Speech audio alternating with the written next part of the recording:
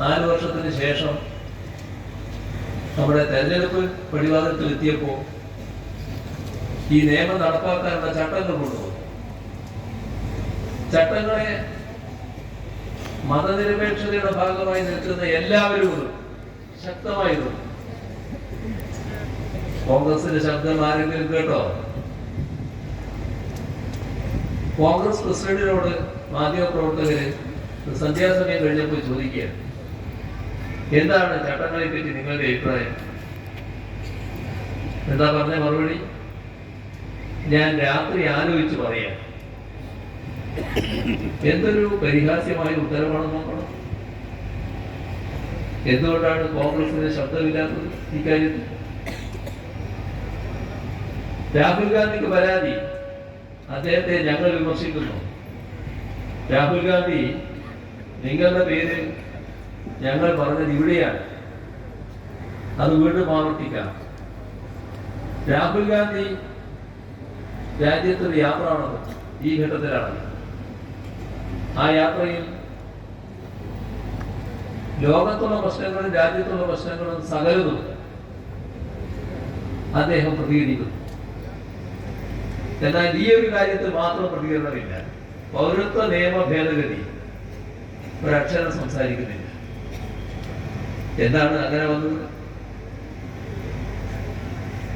നിങ്ങളുടെ ശബ്ദം പൗരത്വ നിയമ ഭേദഗതിക്കെതിരായി വയനാട്ടിൽ നാമനിർദ്ദേശ പത്രിക സമർപ്പിക്കാൻ വരുമ്പോഴെങ്കിലും കേൾക്കും എന്നാണ് ആളുകൾ കരുതിയത്. പക്ഷേ കേട്ടില്ലല്ലോ, പറഞ്ഞില്ലല്ലോ. എന്താണ് ഇപ്പോ രാഷ്ട്രീയ പാർട്ടികളെല്ലാം പ്രകടന പത്രിക പുറത്തിറക്കുന്ന സമയമാണ്. 2 കമ്മ്യൂണിസ്റ്റ് പാർട്ടികളും അർത്ഥശങ്കക്കിടയില്ലാത്തൊരു കാര്യമാണ്.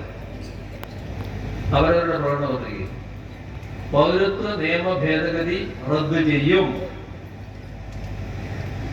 കോൺഗ്രസിന്റെ പ്രകടന പത്രികയോ ശബ്ദമില്ല, ഒരക്ഷരം അതിനെക്കുറിച്ച് സംസാരമില്ല.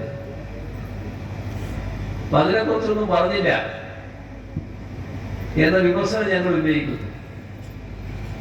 അപ്പൊ അതാ മറുപടി നല്ല ബാണം പോലെ വരുന്നു. ആര്? കേരളത്തിന്റെ പ്രതിപക്ഷ നേതാവ്.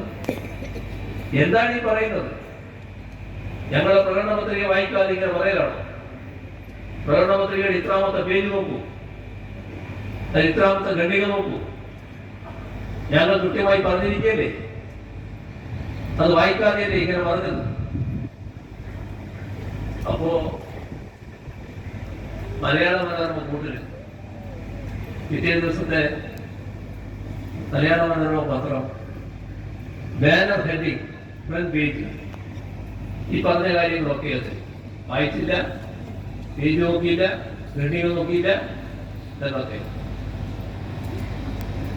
അന്ന് പത്രക്കാരെ കാണുമ്പോൾ